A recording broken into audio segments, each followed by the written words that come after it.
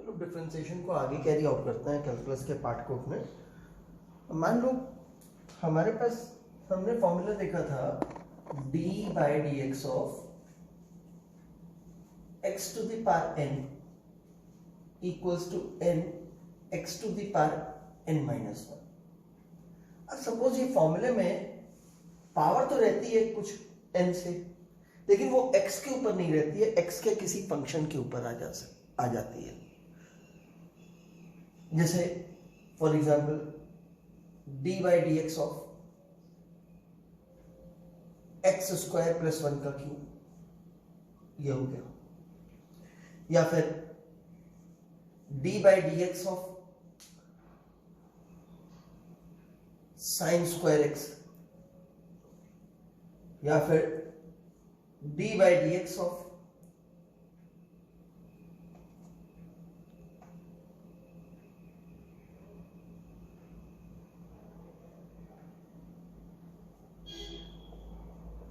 x plus sign x का whole square, कुछ और ले लेते हैं ट्रिग्नोमेट्री, x प्लस से कॉस एक्स का होल स्क्वायर, tan x भी हो सकता है। मतलब x हट गया, आप देख रहे हो पावर तो आ रही है, इसका मतलब क्या है, ये स्क्वायर यहां पे लगा हुआ है तो इसका मतलब ऐसे स्क्वायर है ये, ठीक है।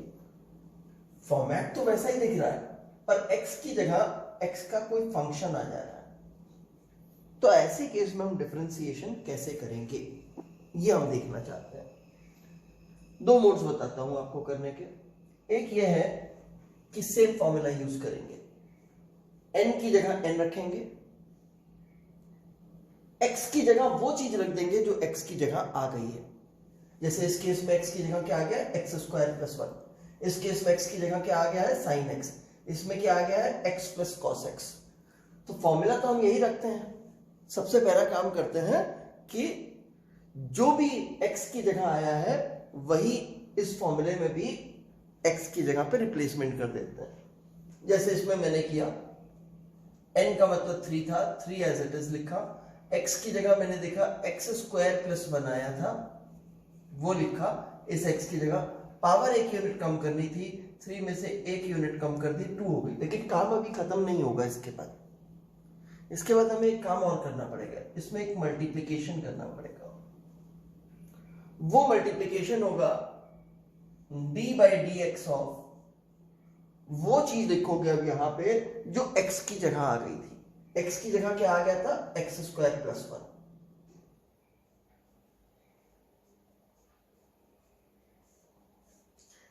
इसको थोड़ा और सिंप्लीफाई कर देते हैं, 3 एक्स स्क्वायर प्लस वन का होल स्क्वायर। अब ये दो फंक्शंस हो गए, दोनों को एडिशन में दोनों को अलग अलग डिफरेंशिएट कर सकते हैं हम। ये d by d x of u plus v का फॉर्म है। जब एक्स स्क्वायर का डेरिवेटिव करेंगे तो 2x आ जाएगा, और जब 1 का डेरिवेटिव करेंगे तो 1 तो कांस्टेंट है, उसका डेरिवेटिव 0 हो जाएगा। तब इसी चीज को हम लिख सकते हैं 6x ब्रैकेट में एक्स स्क्वायर प्लस वन का होल स्क्वायर। एक तो ये तरीका हो गया हमारे पास। अभी हम इसी तरीके से कुछ क्वेश्चंस करके देखेंगे, फिर सेकंड मेथड की बात करेंगे कि उसमें हम क्या कर सकते हैं। इस मेथड में हमने क्या समझा, क्या करना है, हमने चेक किया अगर x हमारा रिप्लेस हो गया है किसी फंक्शन ऑफ x से, तो हमने इस फॉर्मूले में भी सबसे पहले क्या किया, x को उसी फंक्शन ऑफ x से रिप्लेस कर दिया जिससे x रिप्लेस हुआ है। यहां भी उसी चीज को ले आए और साथ में क्या किया, into d by d x of that function of x और कर दिया। जैसे यहां पे हमने देखा कि भाई अगर ये x की पावर n होता तो हो जाता, लेकिन x की जगह क्या आ गया, एक्स स्क्वायर प्लस वन आ गया। तो हमने इस x को हटा दिया एक्स स्क्वायर प्लस वन से, और साथ में एक मल्टीप्लिकेशन और कर दिया d by d x of x square plus one, यानी कि उस चीज का डिफरेंशिएशन कर दिया जो x की जगह ले रही थी अब। ठीक है, अब इसमें देखते हैं। मेरे को लगा x की जगह साइन x आ गया, अगर यहां पे होता तो एक्स स्क्वायर होता तो इसी फॉर्म में होता। अब ये साइन x का स्क्वायर हो गया, नो प्रॉब्लम। तो पहले तो हम इसी फॉर्म को यूज करते हैं। n की जगह क्या है, 2 है। साइन x की जगह जो आया है, वो सॉरी x की जगह जो आया उसको रिप्लेस कर दो, यहाँ पे साइन x था, साइन x आ गया। पावर एक यूनिट करो, कम करोगे 2 में से 1 माइनस करोगे, 1 की पावर रह जाएगा तो साइन x रहेगा। इसके बाद क्या करेंगे, इनटू पहले की तरह D by d x of x की जगह पे क्या आया था, साइन एक्स, तो साइन एक्स लिख दिया हमने यहां पे। अब ये 2 साइन एक्स तो हमने एज इट इज लिख दिया, और d by d x of sine x cos x होता है, इसको कॉस एक्स कर दिया। अब 2 sine x cos x sine 2x का फॉर्म हो गया, तो इसे साइन 2x लिख दिया। ठीक है, इसको भी ट्राई करके देखते हैं। अगर इस पूरे ब्रैकेट में सिर्फ x होता तो x का स्क्वायर होता तो ये वाला फॉर्म हो जाता, लेकिन अब x की जगह क्या आ चुका है, x प्लस कॉस एक्स आ चुका है। तो लेट्स सी कि हम क्या करेंगे। सबसे पहले इसी फॉर्म में n लिखना था, वो 2 लिखा, यहां पे x लिखा था, x की जगह क्या आ गया था, x प्लस कॉस एक्स, तो हमने लिखा x plus cos x. x पे क्या करते थे, पावर 1 यूनिट कम, तो अब इसके ऊपर 1 यूनिट कम करेंगे। पहले कितनी थी, 2 थी, 2 में से 1 कम करेंगे, 1 बचेगी, पावर 1 अंडरस्टूड है, लगाने की जरूरत नहीं है। साथ में क्या करेंगे, into D by d x of जो x की जगह आ गया था, यानी कि x plus cos x.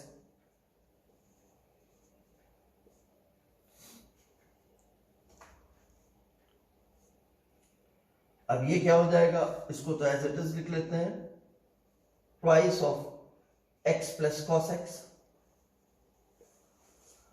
x का डेरिवेटिव 1 हो गया, cos x का डेरिवेटिव माइनस साइन x होता है, तो माइनस साइन x आ गया। ये हमारा इस तरह से हो गया, ठीक है ना। This was our method 1। अब हम मेथड 2 देखते हैं कि हम इसको मेथड 2 में क्या कर सकते हैं। ठीक है, let's see the method 2। Functions mix ना हो जाए, क्योंकि मैं सब रब करूंगा, तो मैं फंक्शंस एक बार ऊपर नोट कर ले रहा हूं। मेरे को किसका किसका डिफरेंशिएशन करना है। एक मेरे को करना है एक्स स्क्वायर प्लस 1 के क्यूब का, ये फर्स्ट वाला था मेरा, ठीक है ना। दूसरा मुझे क्या करना है, साइन स्क्वायर एक्स का, और तीसरा मुझे क्या करना है, x plus cos x whole to the power 2। ये 3 करने हैं मेरे को, ठीक है। वेल, इन तीनों का डिफरेंशिएशन करना है।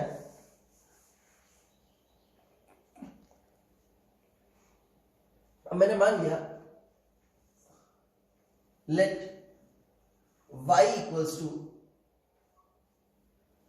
एक्स स्क्वायर प्लस 1 का क्यूब, ठीक है।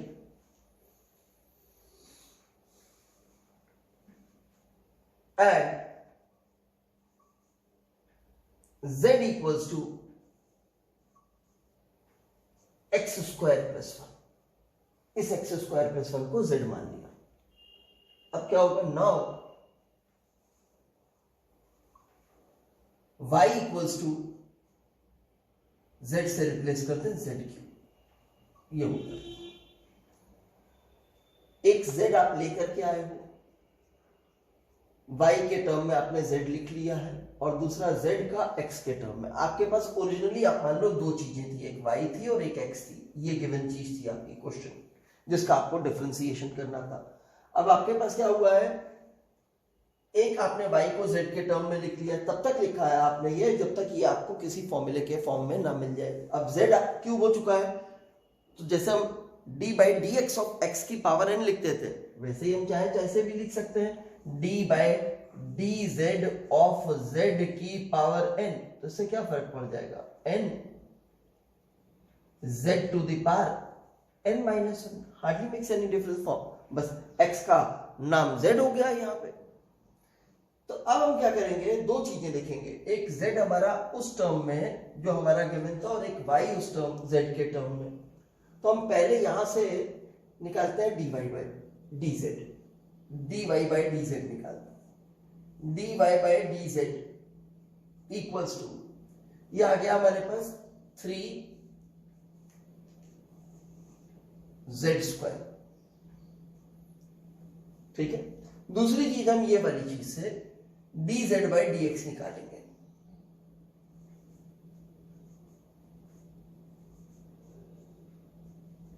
ये हो गया 2x हमारे पास। ठीक है।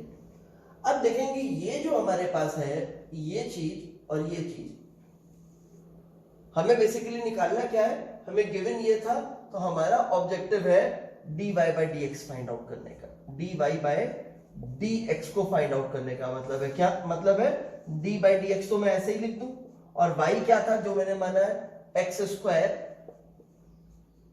प्लस 1 का क्यूब, यही फाइंड आउट करना है, यानी कि dy by d x find करना है। इन दो चीजों को देखो, शायद हो सकता है इन दोनों के मल्टीप्लिकेशन करने पे या इनको सुटेबली डिवाइड करने पे हमें dy बाई डी जेड मिलता हो, सिर्फ इतना ही कोई dy बाई डी एक्स मिलता हो, इतने कोई देखो। और मुझे देखा अगर ये दोनों में मल्टीप्लाई कर दूं dy बाई डी जेड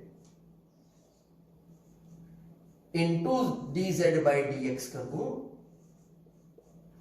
तो डी जेड कैंसिल आउट हो जाएगा, ये चीज जो है ये dy बाई डी एक्स हो जाएगी जो मुझे निकालनी है, ठीक है ना। तो अब इसका ये हमें दिख रहा हो रहा है, तो इसकी जगह इसकी वैल्यू रख दो, क्या थी 3z square, 3z square into क्या किया हमने dz बाई डी एक्स था दैट इज 2x, ये हो गया 6xz स्क्वायर।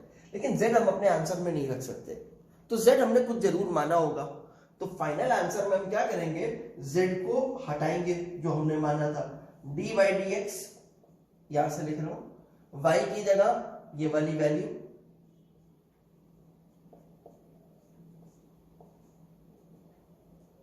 सिक्स एक्स तो एज इट इज,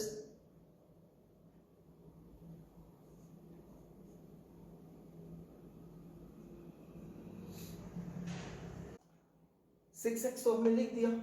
अब z स्क्वायर लिखना है, z क्या चीज थी, z क्या चीज थी, z ये था, तो z को हटा दो यहां से, एक्स स्क्वायर प्लस 1, उस पर स्क्वायर लगा था तो उस पर स्क्वायर लगा दो, ये रिजल्ट आप देखोगे पहले वाले रिजल्ट से आपका एग्जैक्टली मैच कर चुका होगा, ठीक है। सेकंड क्वेश्चन भी हम इसी तरह से करके चेक करते हैं।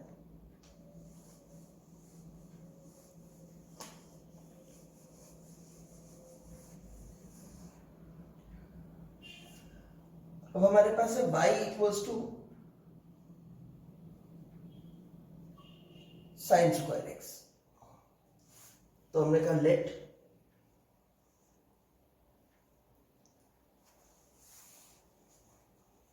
z equals to sine x, then y equals to क्या हो जाएगा, अगर z रख दूं साइन एक्स की जगह तो ये z स्क्वायर हो जाएगा, यहां से dz बाय dx निकाल लेते हैं, dz बाय dx ये हो गया cos x, और यहां से dy बाय dz निकाल लेते हैं,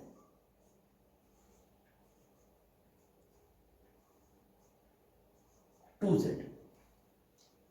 अब इन दोनों में क्या करूं, मल्टीप्लिकेशन या डिवीजन की, मुझे dy बाय dx मिल जाए, मेरा ऑब्जेक्टिव dy बाय dx निकालने का है, तो देखा अगर इन दोनों को मल्टीप्लाई कर दें तो मिल जाएगा, यानी कि dy by dx equals to dy by dz into dz by dx, dz cancel हो जाएगा, dy बाय dx बच रहा है, तो चलिए देखते हैं। dy बाय dx तो मैंने एज इट इज लिख दिया, इस चीज की वैल्यू जो निकाली थी वो प्लेस कर देते हैं, 2z,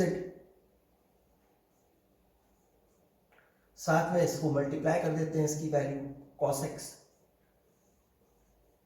एक स्टेप और बढ़ाना पड़ेगा हमें, z की रिप्लेसमेंट करनी है, z क्या था sin x था हमारे पास, तो dy by dx equals to 2, z की जगह लिख दिया sin x, cos x तो था ही, ये हो गया sin 2x, ठीक है। ऐसे ही थर्ड वाले को देखते हैं,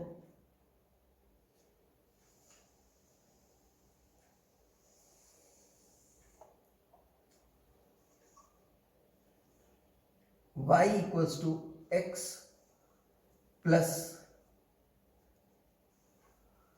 cos x का स्क्वायर,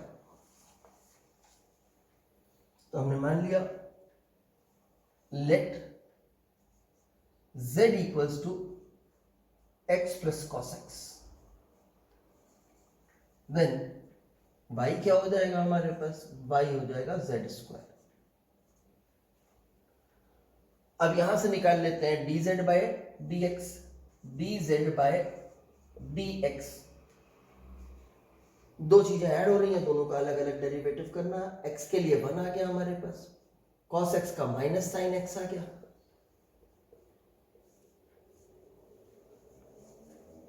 और यहां से dy बाई dz निकाल लेते हैं।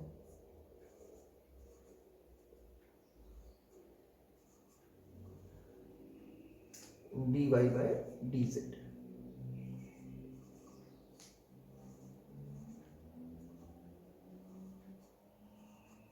आप चाहो तो यहीं पे z को पहले ही हटा सकते हो, आपको मालूम है बाद में हर बार z रिप्लेस करना पड़ता है, तो आप यहीं पे z को रिप्लेस कर सकते हो। z कितना हो गया आपके पास, z का मतलब x प्लस कॉस एक्स है, चाहे यहां करो चाहे जैसे लास्ट में कर रहे थे वैसे कर दो, ये हो गया। अब देखो इन दोनों का क्या करना है, अगर इन दोनों को मल्टीप्लाई कर दिया जाए तो हमें समझ में आ रहा है कि dz dz कैंसिल हो जाएगा, dy बाई dx मिल जाएगा, तो हमने लिखा dy by dx equals to dy by dz into dz by dx. This implies dy by dx equals to dy by z, dy by dz की जगह उसकी value लिख देते हैं, उसकी वैल्यू थी 2 times x plus cos x, उसमें multiply कर देते हैं 1 माइनस साइन एक्स।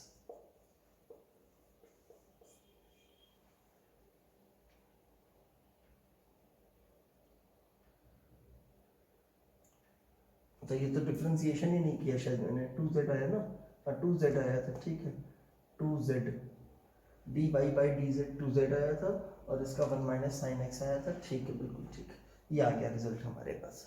ओके, चलिए कुछ क्वेश्चंस और देखते हैं जिनमें हम ऐसे ही x को किसी फंक्शन ऑफ x से रिप्लेस कर देते हैं। तो हम कैसे करेंगे फिर से देखते हैं, दोनों मेथड्स यूज करेंगे हम, लेकिन अब एक एक करके क्वेश्चंस लेंगे।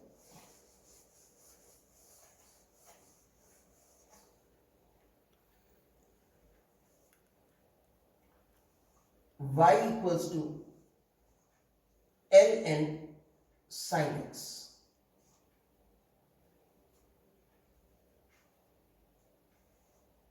if y equals to this, then find dy by dx। अब दो मेथड है, एक अज्यूम करके यहां पे कोई सिंगल लेटर होता लॉग के बाद, ये नेचुरल लॉग है ln यानी कि log to the base e, तो क्या होता log x होता, तो हमें मालूम है d by d x of log x 1 by x होता, log z होता तो d by d z of log z 1 by Z होता, लेकिन यहां तो log sin x हो गया है, यानी कि x की जगह पे sin x आ गया है, x की जगह पे sin x आ गया है। तो मैंने कहा मैं पहले सब्स्टिट्यूट करने वाला मेथड यूज करता हूं आपकी से, एक method let z equals to let z equals to sin x, तब y क्या हो जाएगा मेरे पास, y हो जाएगा ln z। अब मैंने यहां से कहा dz by d x equals to sine x का डिफरेंशिएशन कर दिया, cos x होता है, dy by d z equals to 1 by z, ठीक है। Now dy by dx equals to dz by dx into dy by dz, dz cancel कर दूं तो dy by dx मिलता है मेरे को, तो this implies dy by dx equals to dz by dx क्या था भाई, cos x, मल्टीप्लाई करना है इनटू 1/z, लेकिन z के टर्म में तो आंसर दे नहीं सकते, तो z जो था उसको रिप्लेस करेंगे, तो dy by dx equals to cos x as it is, suppose उसके अपॉन में z था तो z का मतलब sin x था, sin x लिख दिया, ये हो गया मेरे पास cot x। ठीक है, अब देखते हैं मेथड 2।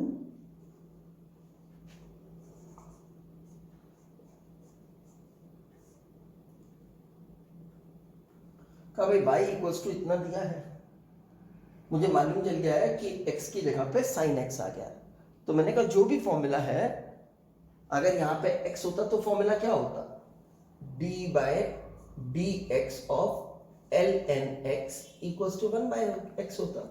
तो क्या करूंगा, क्या अगर x की जगह यहाँ पे मुझे sin x मिल रहा है तो मैं यहाँ पे भी x को सबसे पहले तो sin x से रिप्लेस करूंगा, फिर क्या करूंगा, जो रिजल्ट आएगा उसमें एक मल्टीप्लीकेशन करूंगा d by d x of जो x की जगह आ गया था, यानी कि sin x d by d x of sin x से मल्टीप्लाई करूंगा। तो करते हैं, कहा d by d x of dy by d x, dy by d x equals to d by d x of, ये चीज लिख रहा हूं अभी तो y की जगह सिर्फ y की वैल्यू लिख रहा हूं, ln sin x equals to 1 by x की जगह sin x आ गया था, sin x से रिप्लेस किया, into d by d x of sin x, dy by d x equals to 1 upon sin x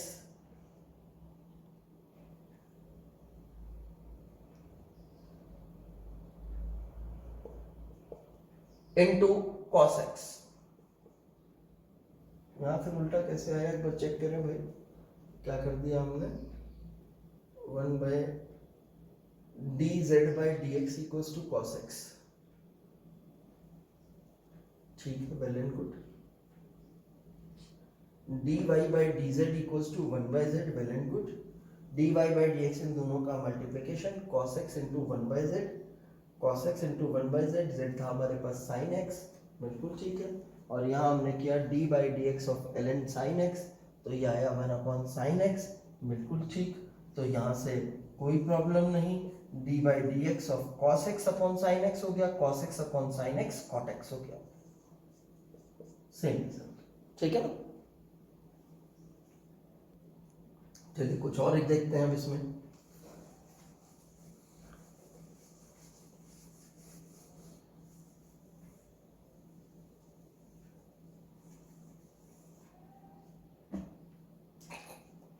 d by dx of sine 2x, then find y equals to sine 2x, then find dy by dx। अब sin x होता तो हमें करना आता था, हमें पता है d by dx of sin x का फॉर्मूला पढ़ा था हमने, और वो क्या पढ़ा था, cos x पढ़ा था। लेकिन यहां तो देखो आप x ही है, इस जगह पे तो x ही है, लेकिन इस जगह पे क्या हुआ है, आपके पास 2x आ गया है, ठीक। तो इसका मतलब x की जगह 2x ने ले लिए। तो वही दो मेथड है हमारे पास, हम दो में से कोई भी यूज करें। पहला मेथड यूज करते हैं, कहा let z equals to 2x। ऐसा करते ही y क्या हो जाएगा, y हो जाएगा साइन z का dz by d x equals to, इसका डेरिवेटिव किया 2 हो गया, dy by dz equals to cos z हो गया। कहा z को हटा दो भाई, z के टर्म में जो था, तो ये आ गया cos 2x। अब हमें निकालना है dy बाई dx, तो dy by dx equals to dz by dx into dy by dz। dz cancel करते हैं तो dy बाई dx ही बचता है। तो this implies dy by dx equals to इसकी वैल्यू 2 थी, इसकी वैल्यू cos 2x थी, तो 2 cos 2x हो गया। ठीक है, मेथड 2 से करके देखते हैं। dy by dx equals to d by dx of sin 2x। अब इसमें हमें मालूम चल गया है x की जगह 2x ने ले लिया, तो फॉर्मूला तो ये होता था, तो फॉर्मूला तो यही यूज करते हैं। cos लिखा, यहां पे x था, यहां पे x लिखा था।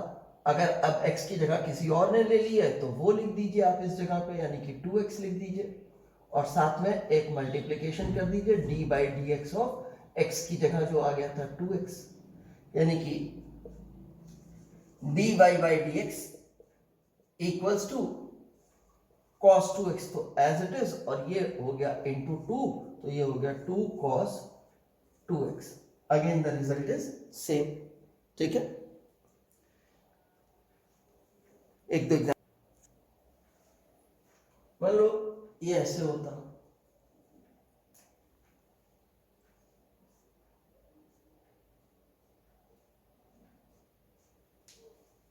तब हम क्या करते हैं,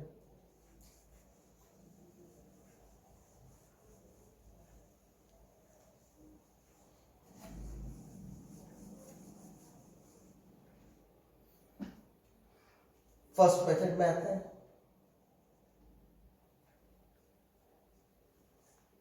का यहां पे अगर सिंगल लेटर होता कोई, भले ही z होता तो साइन z होता, हमारे पास साइन z होता तो हम dy बाई डी जेड तो निकाल पाते। तो सबसे पहली चीज तो ये है कि इसको हटा करके इसको डिफरेंशिएबल अपने फॉर्मूले के फॉर्म में ले जाओ। यानी कि सबसे पहले मैंने क्या किया, मैंने कहा लेट एक्स स्क्वायर प्लस 1 का रूट इक्वल्स टू z। ऐसा करते ही y क्या हो जाएगा, y हो जाएगा साइन z। पर अभी एक प्रॉब्लम है, ये तो फॉर्मूले के फॉर्म में हो गया, लेकिन ये अभी किसी फॉर्मूले के फॉर्म में नहीं है। रूट एक्स का मतलब है आपके पास, रूट का मतलब पावर हाफ। आपने तो पावर वाला फॉर्मूला सिर्फ और सिर्फ एक्स के लिए पढ़ा था, और यहां एक्स की जगह किसी और पे पावर लगी हुई है। ठीक है ना, तो अब क्या करना पड़ेगा, इसको फिर फॉर्म में लाना पड़ेगा। यानी कि x की जगह आपकी से ये दिख रहा है, अगर x होता तो x की पावर n का फॉर्म होता, तो अब हम इसका रिप्लेसमेंट करेंगे। ठीक है, एक और रिप्लेसमेंट करते हैं, का let x square plus 1 equals to t. Now z कितना हो जाएगा, z हो जाएगा t to the power half. इसको नहीं छुआ, ये डिफरेंशिएबल फॉर्म हो चुका था, एक ही लेटर लिखा है, dy बाई डी जेड निकालेंगे तो फॉर्मूला ही हमारे पास डायरेक्ट हो जाएगा। अब हमारे पास सब कुछ फॉर्मूले के फॉर्म में है। अब हम यहां से निकालेंगे dt बाई डी एक्स, यहां से निकालेंगे dz बाई dt, और यहां से निकालेंगे dy बाई dz। तीन चीजें निकालेंगे, एक निकाला हमने dy बाई dz, उसके लिए ये वाला फॉर्मूला यूज किया, ये हो गया cos z। ठीक है, z जो था उसको रिप्लेस कर दो, cos under root x square plus 1, z को z की वैल्यू से रिप्लेस कर दिया। अब यहां से निकाला मैंने dt by d x, dt by d x, ये आया मेरे पास 2x। यहां से मैंने निकाला dz by dt, dz by dt, dz by dt आया हाफ, पावर इस पे एक यूनिट कम करेंगे तो हाफ में से हाफ माइनस करेंगे, माइनस हाफ हो जाएगा, माइनस से डिनोमिनेटर और हाफ से रूट, तो ये हो गया 1/2 रूट t। लेकिन t को रिप्लेस करना पड़ेगा, तो पहले t को मैंने रिप्लेस किया, क्या था t, z था, तो नहीं सॉरी t था z स्क्वायर मेरे पास, t की पावर, या कह लो t की पावर हाफ को ही रिप्लेस कर देते हैं सीधा, t की पावर हाफ z हो गया, तो ये z आया। लेकिन z भी मेरे क्वेश्चन में तो नहीं था, तो z की फिर से रिप्लेसमेंट करते हैं। z की फिर से रिप्लेसमेंट करेंगे तो z क्या चीज है हमारे पास, z है एक्स स्क्वायर प्लस 1 का रूट, तो ये हो गया एक्स स्क्वायर प्लस 1 का रूट। ठीक है, अब देखें क्या हो जाता है हमारे पास, हमें निकालना था dy बाई डी एक्स। हमने तीन चीजें निकाल ली हैं। अब देखो, अगर मैं इन तीनों का मल्टीप्लिकेशन कर दूं, सपोज यहां पे लिख के देखते हैं क्या होता है इन तीनों के मल्टीप्लिकेशन से। अगर तीनों का मल्टीप्लिकेशन करूं, that is dy by d Z into dt by d x into dz by dt। तो आप देखोगे ये dt कैंसिल किया जा सकता है, ये dz कैंसिल किया जा सकता है, dy बाई dx मिल रहा है, यानी कि dy बाई dx इन तीनों का मल्टीप्लिकेशन है। तो यही लिख लेते हैं, dy by dx equals to dy by dz into dt by dx into dz by dt। Now dy by dx equals to dy by dz की वैल्यू हमने निकाली हुई है। कितनी निकाली है? ये निकाली है। तो cos under root x square plus 1 into dt by dx, वो 2x निकाला है, इंटू dz बाई dt वो निकाला है 1/2 under root x square plus 1। इसको थोड़ा सा सिंप्लीफाई करके लिख दें, dy by dx equals to ये टू कैंसिल आउट हो जाएगा, x ऊपर लिख लें इसमें, और साथ में ये मल्टीप्लाई होगा x cos under root x square plus 1 और डिनोमिनेटर में गया under root x square plus 1। ये इसका डिफरेंशिएशन हो गया। चलिए मेथड 2 करके देखें। अब हमने कहा x की जगह पे एक्स स्क्वायर प्लस 1 आ गया। सबसे पहली चीज मुझे दिखी साइन है, साइन के बाद x होता तो मैं कर सकता था। तो dy by dx equals to d by dx of sign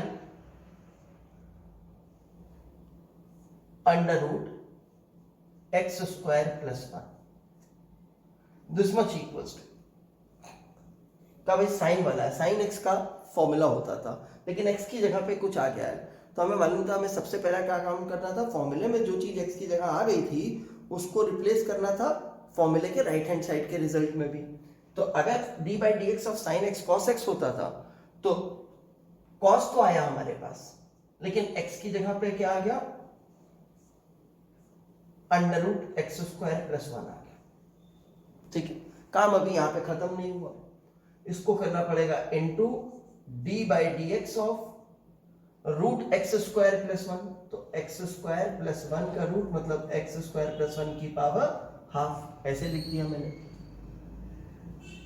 अब देखते हैं फर्दर सिंप्लीफिकेशन इसका, dy by d x equals to, ये चीज तो मैंने एज इट इज कॉपी कर ली, cos under root x square plus 1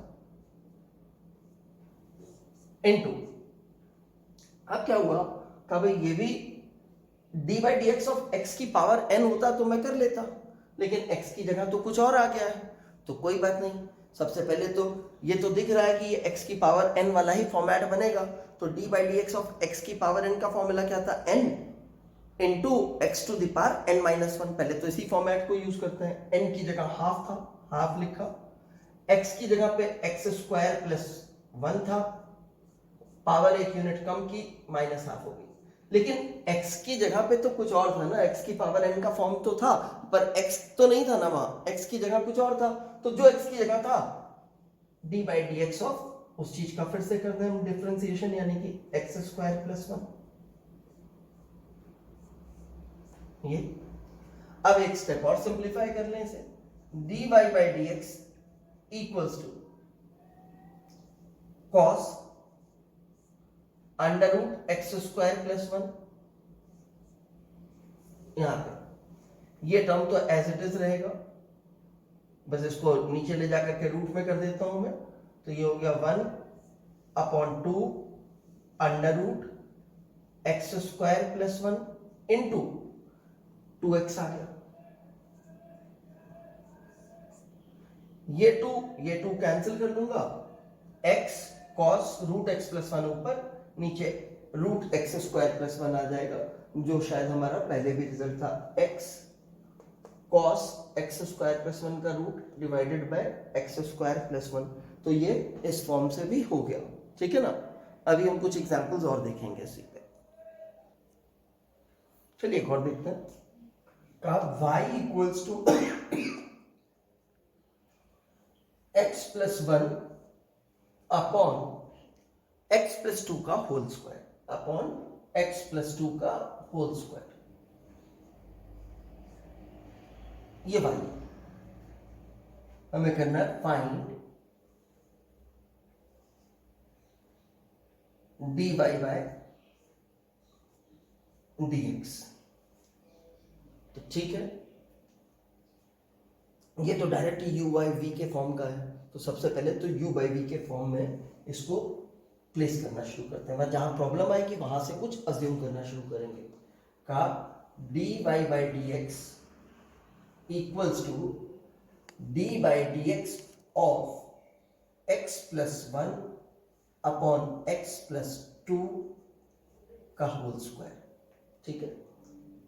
this implies dy by dx equals to, ये dy by dx of u by v हो गया, जिसके लिए फॉर्मूला था v du by dx minus u dv by dx upon v square. तो सबसे पहले v du by dx लिखना, v का मतलब डिनोमिनेटर, तो x प्लस टू का whole square into d by d x of u था, u का मतलब न्यूमरेटर, माइनस का साइन, फिर न्यूमरेटर u यानी कि x plus one into d by d x of denominator x plus two का whole square divided by v square यानी कि x प्लस टू का होल स्क्वायर। देखो भाई, ये वाली चीज तो डिफरेंशिएट हो जाएगी, कोई प्रॉब्लम नहीं है, लेकिन यहां पे D by d x of x plus two का होल स्क्वायर है, या तो मैं होल स्क्वायर खोल दूं x square plus four x plus four और उसके बाद डिफरेंशिएट कर लूं, या फिर एक तरीका ये समझो कि x की जगह पे कुछ आ गया है और x की जगह पे कुछ आ गया है, तो हमें मालूम है ये फॉर्मेट होता, अगर यहाँ पे x होता तो ये फॉर्मेट होता D by d x of x की पावर टू, यानी कि D by d x of x की पावर n वाला। तो हमें मालूम है हमने क्या करना है, फॉर्मूला तो अब D by d x of x की पावर वन n वाला यूज करना है, लेकिन उस फॉर्मूले में जहां पे राइट हैंड साइड पे हमारे पास x आ रहा था, उस x को हमने रिप्लेस करना है x प्लस टू से, ठीक है ना। तो चलो करके देखते हैं, जब तक प्रॉब्लम नहीं है जितनी चीजों को उतनों को तो करें पहले। dy by d x equals to, ये x प्लस टू का whole square as it is लिखा मैंने, इसका डेरिवेटिव x का डेरिवेटिव 1 हो गया, 1 का 0 हो गया, 1 प्लस 0 1 हो गया और 1 इससे मल्टीप्लाई हुआ तो x प्लस टू का होल स्क्वायर ही रह गया, माइनस का साइन ये वाला, x प्लस वन ये वाला आ गया। अब इसके लिए का ये x की पावर n वाला फॉर्म है, तो सबसे पहले तो फॉर्मूला यूज किया 2 यानी कि n आया ये आपके पास, फिर जो x की जगह आ गया था वो वाला टर्म यानी कि x प्लस टू, उसकी पावर एक यूनिट कम, 2 में से कम करेंगे 1 हो गया, यही हो गया, साथ में इनटू इसका डेरिवेटिव इस ब्रैकेट का। अब इसका डेरिवेटिव करेंगे तो x का डेरिवेटिव 1 और 2 का 0, तो 1 प्लस 0 यानी कि 1 ही आ गया आपके पास, ये अपॉन x प्लस टू का whole square. dy by d x differentiation का काम हो चुका, बस थोड़ा सा एल्जेब्रिक सिंप्लीफिकेशन रह गया, वो भी कर लेते हैं क्योंकि छोटा सा क्वेश्चन है। दोनों में से x प्लस टू कॉमन ले लेते हैं, x प्लस टू तो कॉमन किया, इस जगह पे बचा x प्लस टू और इस जगह पे बचा हमारे पास, इसको ऐसे कर लेते हैं, ये x प्लस टू आया और इस जगह पे minus two times x plus one और नीचे का x प्लस टू का whole square as it is. इस वाले टर्म से ये तो कैंसिल कर दिया। Now dy by d x equals to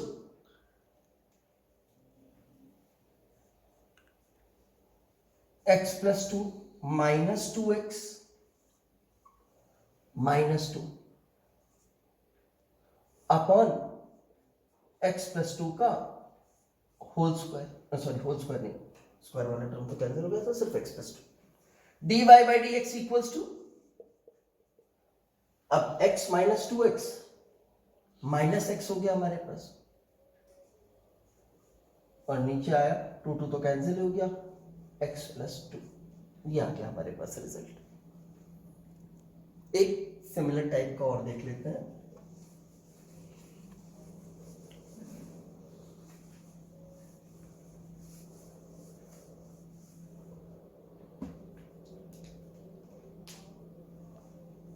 d by dx of,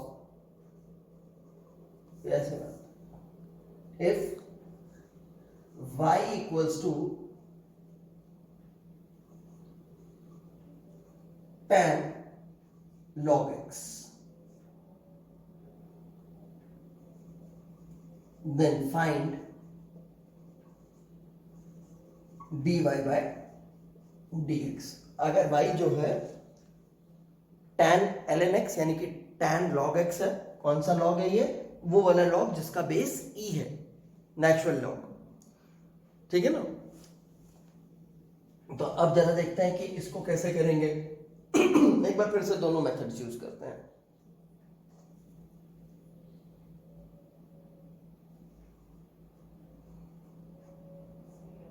late ln x equals to z, then y equals to tan z। This implies dz by dx equals to, dz by dx का मतलब d by dx of ln x, और d by dx of ln x हमें मालूम है कितना होता है, 1 by x, तो यहाँ पे x ही लिखा है, ये सिंपली 1 by x हो गया हमारे पास। यहां से dy by dz, dy by dz, इसका मतलब है d by d of tan z करना है। tan z का डेरिवेटिव क्या था, हाँ तो ये हो गया sec स्क्वायर z,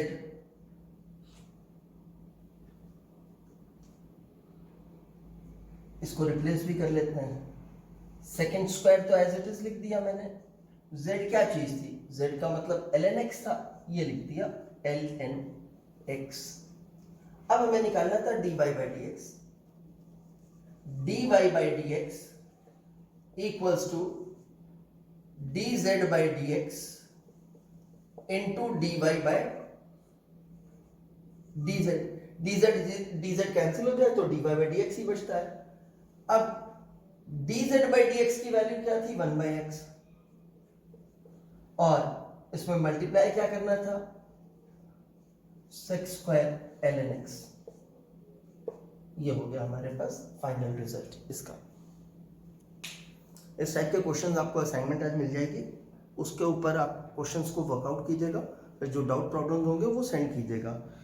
थोड़ा आप लोगों का होमवर्क का रेट आना बहुत स्लो हो गया है, सबके होमवर्क्स नहीं मिले हैं मेरे को, कुछ के मिले हैं, मतलब कईयों के, ऐसा नहीं है कि सभी के नहीं मिले हैं, आप ये मान सकते हो 60% के मिल गए लेकिन 40% के नहीं मिले, और कुछ बच्चे ज़्यादा समझदार हो गए, उनको मैंने भेजा कुछ को कि होमवर्क भेज दो अपना, आपने होमवर्क नहीं किया, सबमिटेड, थोड़ी देर में होमवर्क सबमिट कर दिया, लेकिन क्या किया, पहले वाला कोई होमवर्क जो पहले सबमिट किया हुआ था वही दोबारा सबमिट कर दिया। तो ऐसा ना कीजिए, आपके रिकॉर्ड रखा हुआ है, उसको देखते हुए कि आपने क्या भेजा था क्या नहीं भेजा है, उसका रिप्लाई भी मैंने आप लोगों को भेज दिया है कि भाई नया होमवर्क सबमिट करो, एक ही होमवर्क को 2-2 3-3 बार सबमिट करने की जरूरत नहीं, so complete and submit that, ठीक है। अब हम कुछ और सीखेंगे। देखो dy by dx में dy का मीनिंग क्या था, very small change in y, और dx का मतलब था very small change in x।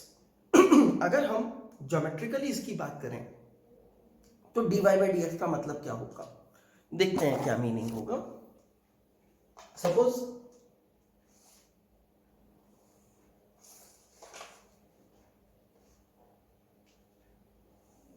ये मैंने कोऑर्डिनेट की x axis y axis draw की,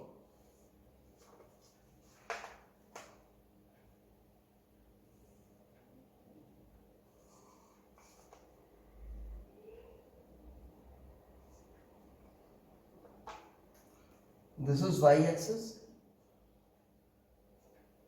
and this is x axis. ये ड्रॉ कर दी मैंने, ठीक है ना। अब हम जरा देखते हैं, इसके ऊपर एक कर्व बना लेते हैं, कोई भी, पता नहीं कोई भी कर्व हो सकती है, आर्बिट्रली कोई भी कर्व बना देते हैं।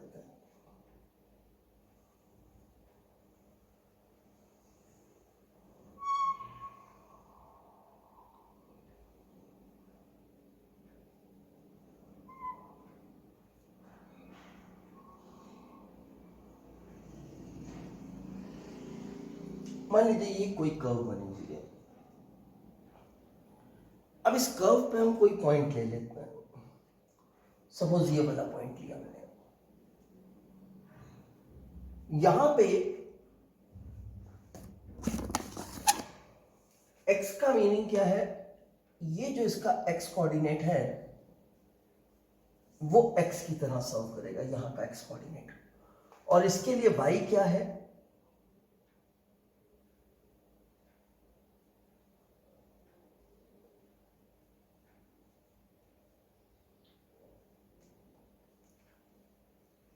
इस जगह का y कोऑर्डिनेट। अगर हम कहते हैं dy, तो मतलब इस y से थोड़ा सा नेग्लिजिबल y में चेंज रहना आपको कर्व पे ही है।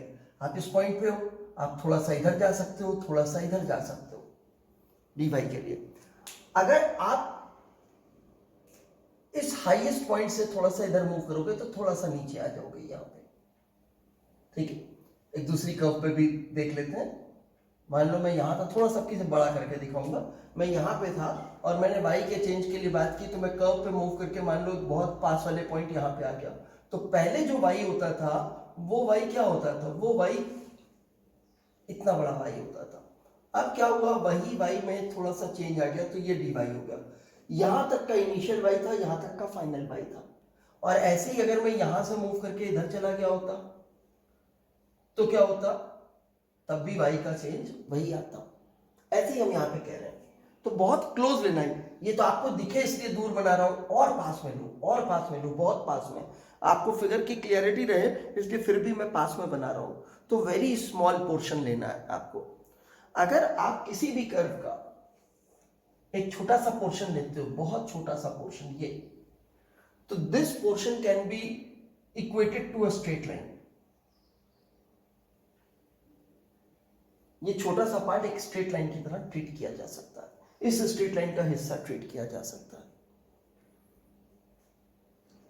अब dy का मतलब हमें समझ में आ गया। ऐसे dx की बात करें तो क्या हो जाएगा, देखो अगर ये पॉइंट था तो x यहां से यहां तक था, और ये पॉइंट हो गया तो x आपका यहां से यहां तक हो गया। x डिक्रीज कर गया, dx नेगेटिव है अगर आप यहां से मूव करके यहां गए, और अगर आप यहां से मूव करके यहां गए तो यही क्या होगा, आपके पास dx पॉजिटिव आ जाएगा। फाइनल x इनिशियल x से बड़ा हो गया तो dx पॉजिटिव हो जाएगा। अब हम देखो dy by dx का ज्योमेट्रिकल मीनिंग समझते हैं क्या होता है। हमने स्लोप पढ़ा था, हम ऐसे स्लोप को लिखा करते थे y2 minus y1 upon x2 minus x1, ये स्लोप देते थे हम किसी लाइन के लिए। अब y2 माइनस y1 भी तो चेंज इन y है। अगर ये y2 और y1 बहुत पास के पॉइंट हो जाएं तो ये चेंज dy हो जाएगा। और ऐसे ही x2 और x1 कोऑर्डिनेट्स भी बहुत क्लोज होकर पे हमने दो points very close to each other ले लिए हैं तो ये dx हो जाएगा। यानी कि ज्योमेट्रिकली जो है डेरिवेटिव जो है वो क्या देता है हमारे को, ज्योमेट्रिकल मीनिंग क्या है इसका, स्लोप, ठीक है। अब अगर कर्व है तो कर्व का स्लोप कांस्टेंट नहीं होता, सब जगह कर्व का स्लोप अलग अलग होता है। कर्व का स्लोप का मतलब उसके टेंजेंट का स्लोप, टेंजेंट का स्लोप। अगर मैं आपको कहता हूं यहां पे, तो आप ये टेंजेंट ड्रॉ कर दोगे इसकी, इस पॉइंट पे ये छोटा सा पोर्शन स्ट्रेट लाइन लेते हुए आपने टेंजेंट ड्रॉ कर दी। इस टेंजेंट का जो स्लोप बनेगा वो स्लोप इस पॉइंट पे इस कर्व का स्लोप कहलाएगा। अब आप देख रहे हो कि ये कैसी लाइन बन गई है, ये पैरेलल टू एक्स एक्सिस बन गई है। पैरेलल लाइंस के स्लोप इक्वल होते हैं तो इसका स्लोप एक्स एक्सिस के स्लोप के बराबर होगा, और इसका स्लोप हो गया 0। कोई भी line parallel to x axis होगी तो एक्स एक्सिस के साथ कितना एंगल बनाएगी, 0। तो इंक्लिनेशन 0 हो गया तो स्लोप होता था tan 0, यानी कि tan ऑफ इंक्लिनेशन, तो tan 0 0 हो गया हमारे पास, ठीक है। ऐसे ही इस पॉइंट पे भी देखो तो स्लोप 0 है। ये छोटा सा पोर्शन लिया मैंने कर्व का, ये टेंजेंट ड्रॉ कर दी, ये टेंजेंट अगेन पैरेलल टू आई। इनफैक्ट यहाँ पे भी एक छोटा सा पार्ट लिया तो यहाँ भी स्लोप जीरो है, यहाँ भी स्लोप जीरो है, तो इन जगहों पे स्लोप जीरो है। अब एक और कर्व देखते हैं। ये मैंने सपोज इस तरह से एक कर्व बना दिया, ठीक है। इस कर्व के स्लोप की बात करते हैं किसी पॉइंट पे, तो कहा मान लो इस पॉइंट पे बात कर रहे हैं, ये y है आपके पास और ये x है, तो इसके आसपास का एक छोटा सा रीजन ले लिया ये। अब इतनी पोर्शन ऑफ लाइन को हम एक स्ट्रेट लाइन की तरह ट्रीट करेंगे जो इन दोनों बाउंड्रीज के बीच में आ रहा है। तो अब यहां पे हम टेंजेंट ड्रॉ करते हैं।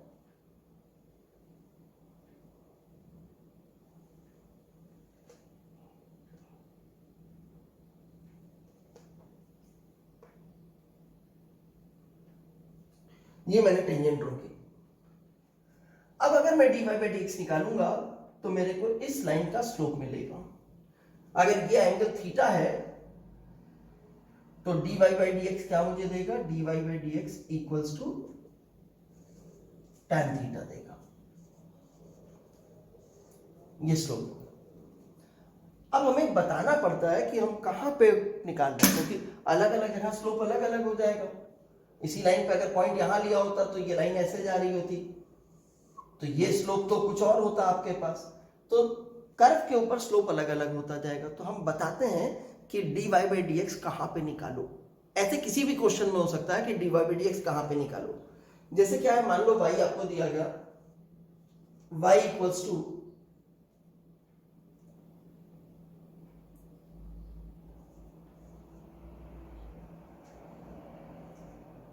Three x square, y equals to 3x square.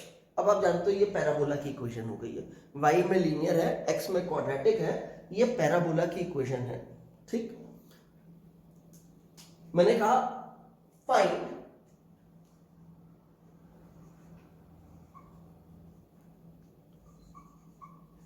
dy by dx when x equals to से 1। जब x 1 होता है तो उस समय dy बाई dx की वैल्यू निकालो।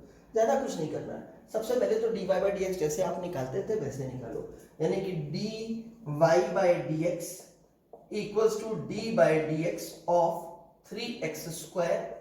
This implies dy by dx equals to 6x। ये आया हमारे पास।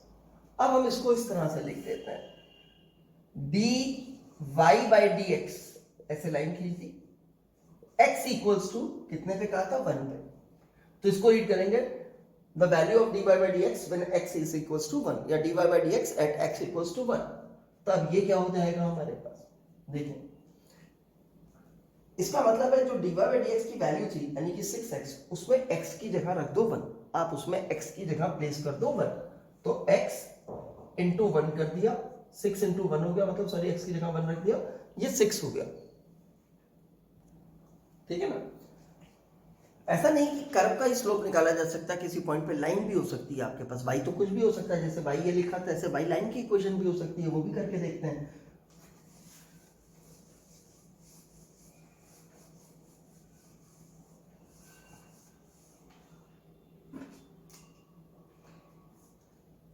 मान लो मेरे पास एक इक्वेशन है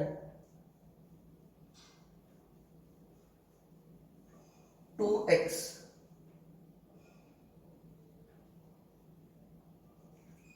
root 3x minus y plus 4 equals to 0।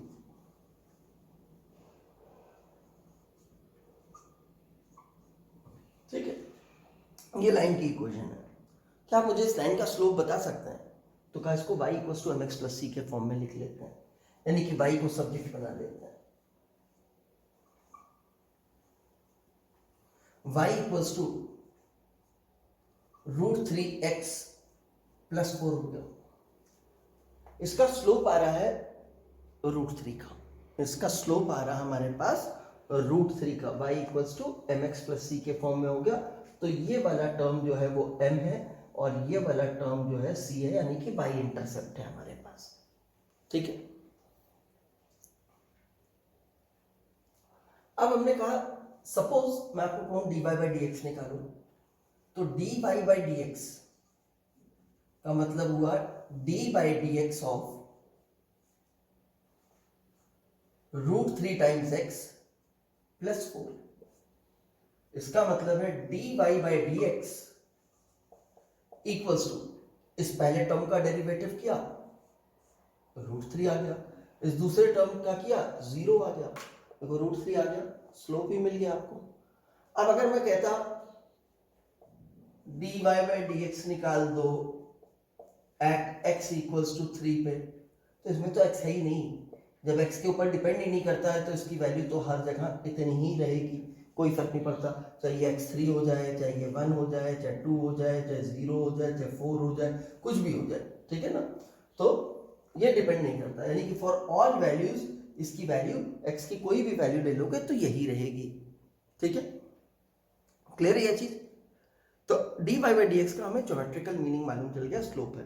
लेकिन क्या होता है, ग्राफ बनाते वक्त हम एक्स एक्सिस वाई एक्सिस पे कोई क्वांटिटीज रिप्रेजेंट कर रहे होते हैं, जैसे मान लो यहाँ पे डिस्प्लेसमेंट और यहाँ पे टाइम, तो अब आप क्या निकालोगे, ds by d T, slope ये हुआ आपके पास, ds by d T slope देगा ज्योमेट्रिकली। लेकिन फिजिक्स की सेंस में सोचो तो ds बाई डी टी क्या देगा, डिस्प्लेसमेंट का मतलब बेसिकली जो बना होता है वो पोजीशन होता है, और ds का मतलब हो गया स्मॉल चेंज इन पोजीशन। तो एक तरह से ये पोजीशन का चेंज है और ये टाइम का चेंज है, तो ये चीज हो गई rate of change of position with time, जो कि आप जानते हो 9 से डेफिनेशन है वेलोसिटी की। तो ये वेलोसिटी हो गई, rate of change of position with time velocity हो गई हमारे पास। यानी कि इस वक्त स्लोप क्या देगा, हमारे को वेलोसिटी देगा, ठीक है। सपोज हमसे कहता है एक पार्टिकल जो है एक्स एक्सिस के अलोंग मूव करता है और उसकी पोजीशन टाइम के साथ वेरी करती है, और वो टाइम के साथ रिलेटेड है according to the function x equals to t cube, x equals to t cube से -60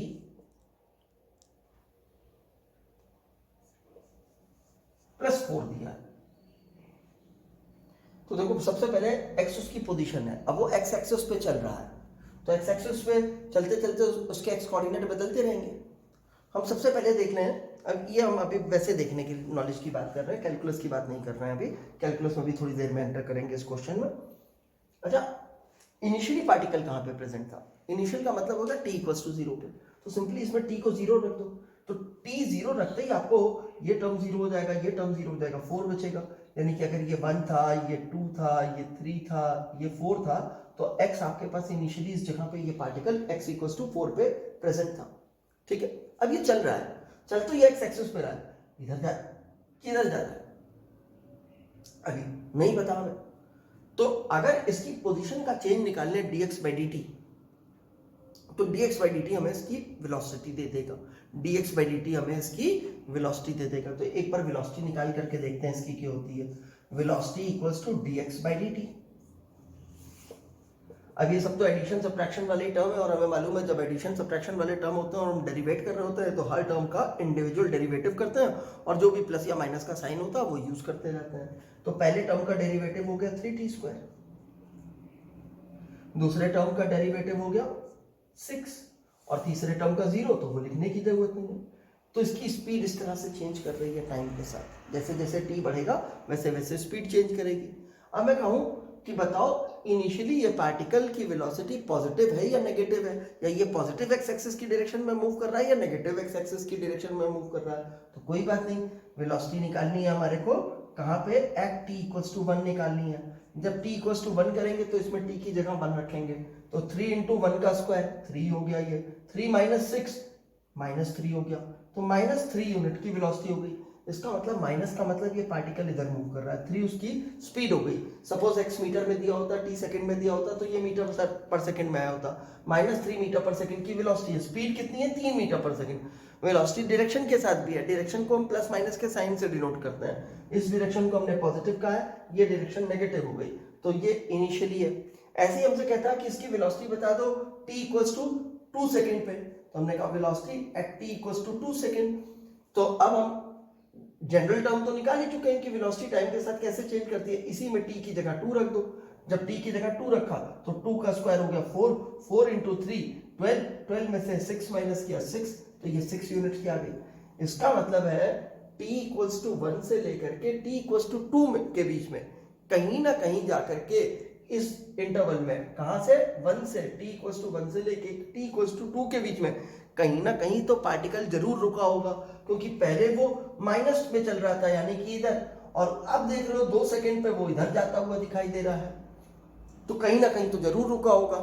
तो कहां रुका होगा? अरे रुका वहां होगा जहां वेलोसिटी 0 होगी। तो वेलोसिटी 0 कब है? तो हमने कहा when v equals to 0, this implies, if कर देता हूं मैं की जगह, if v equals to 0 then v 0 होने का मतलब vt के टर्म में ये था, then 3t square minus 6 equals to 0, this implies t square equals to, पहले तो इस 6 को उधर ले गया, फिर ये 3 डिवीजन में ले आया, ये 2 आया, तो t equals to √2। अब √2 की वैल्यू कितनी होती है? नियरली 1.414। आप देखो 1.414 1 से लेके 2 के बीच का ही कोई वैल्यू है, वहां पे जाके इसकी वेलोसिटी 0 हो गई हमारे को, ठीक है ना। इसका मतलब अब क्वेश्चन एक और तरह से हो सकते हैं, मेरे को कहे जैसे ऐसे दिया, कहता है y equals to sine theta है, ठीक है, y equals to sine theta है, और मुझसे कहता है find dy by d theta when theta equals to pi by 6, pi by 3 कर देता हूं, theta equals to pi by 3 ये कहता है। तो कोई बात नहीं, सबसे पहले तो dy by d theta निकाल लो यहां से, dy by d theta equals to d by d theta of sin theta equals to cos theta हो गया फॉर्मूले से, ये this is equals to cos theta, ठीक है। अब हमने कहा dy by d theta when theta equals to pi by 3, pi by 3, pi का मतलब 180 डिग्री, पाई रेडियन में है आपके पास, तो 180 डिग्री, 180 डिग्री डिवाइडेड बाय 3, 180 को 3 से डिवाइड किया 60 डिग्री। इसका मतलब है मेरे को कह रहा है कि जब थीटा की वैल्यू 60 डिग्री है तब के लिए बता दो dy by d थीटा की वैल्यू, तो dy by d theta cos theta था, थीटा को 60 किया तो cos 60 हो गया, cos 60 की वैल्यू हाफ हो गई, तो ये हमारे पास आ गया हाफ, ठीक है। हमने थीटा की जगह पे पाई बाय 3 रख दिया, पाई बाय 3 से ही आपको कंक्लूड हो जाता, हाफ है, बहुत अच्छी बात है। नहीं कंक्लूड होता तो याद रखा होना चाहिए आपको, ट्रिग्नोमेट्री में बताया था कि पाई रेडियन जो है वो 180 डिग्री के बराबर होता है, तो पाई को मैंने 180 डिग्री से रिप्लेस किया, 180 डिग्री से रिप्लेस करते ही 180/3 हुआ हमारे पास, क्योंकि पाई बाय 3 था वो 60 डिग्री हो गया, 60 डिग्री हुआ तो cos 60 डिग्री हो गया, थीटा को 60 सब्स्टिट्यूट करने के बाद cos 60 की वैल्यू हमें मालूम है, cos 60 डिग्री हाफ होता है, तो ये हाफ हो गया हमारे पास। अब देखो स्टूडेंट्स, हम दो काम एक साथ करेंगे। आज के इस वीडियो के बाद से जो वीडियो मिलेंगे आपको वो दो पार्ट में मिला करेंगे, यानी कि एक वीडियो आपका मैथमेटिकल टूल का चलेगा जिसमें हम यही कैलकुलस पढ़ते रहेंगे, और दूसरे में हम स्टार्ट कर देंगे वेक्टर्स, ठीक है ना, साइड बाय साइड। तो थोड़ा थोड़ा आप वेक्टर्स लगाओगे, थोड़ा थोड़ा मैथमेटिकल टूल्स लगाओगे, दो चीजें हम एक साथ करेंगे, अलग अलग पार्ट में आएगा। वेक्टर पे वेक्टर लिखा होगा, मैथमेटिकल टूल्स पे अब कैलकुलस चल रहा है तो कैलकुलस लिखा होगा उसके ऊपर, ठीक है ना। मतलब दो अलग अलग वीडियोस मिला करेंगे आपको, हो सकता है आधे आधे घंटे के मिले, हो सकता है 40-40 मिनट के मिले, हो सकता है एक 40 मिनट्स का हो, दूसरा आधे घंटा का हो, ऐसे करके मिलेंगे। ये दोनों टॉपिक्स अब हम साइमल्टेनियसली कवर करते रहेंगे, क्योंकि कैलकुलस में बहुत प्रैक्टिस की जरूरत है, तो हमें एक लंबा टाइम चाहिए उसकी प्रैक्टिस के लिए। पढ़ने को उतना ज्यादा नहीं रहेगा, प्रैक्टिस को रहेगा, तो आपको थोड़ा थोड़ा जैसे जैसे आप डाउट प्लेस करते जाओगे उसके अकॉर्डिंगली मैं क्वेश्चंस लेकर के यहाँ पे चीजें आपको बता करके प्रैक्टिस कराता जाऊंगा, वेराइटी बढ़ाता जाऊंगा उसकी धीमे धीमे। और हमें पढ़ाई भी आगे बढ़ानी है, सिलेबस भी पढ़ाना है, टेस्ट देना है हमने, उसमें वेक्टर भी है, तो सिर्फ रुके नहीं जा सकते, तो वेक्टर को हम साथ में स्टार्ट करेंगे।